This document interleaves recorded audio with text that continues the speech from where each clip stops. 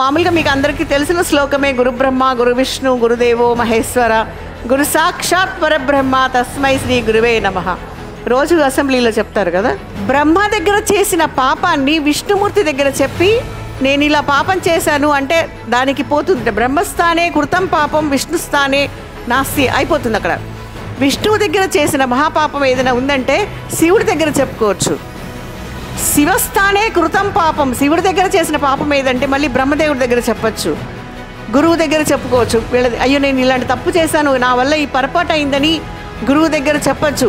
కానీ గుర్తుపెట్టుకోండి, గురువు దగ్గర చేసిన పొరపాటు, గురువు విషయంలో చేసిన పొరపాటు చెప్పుకోవటానికి ఈ ప్రపంచంలో మీకు ఎక్కడా లేదు. అది గురువు యొక్క స్థానం.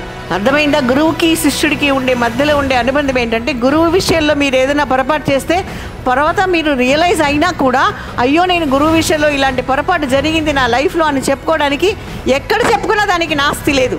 నాస్తి స్థానే, అక్కడెక్కడ మీకు ప్లేస్ లేదు.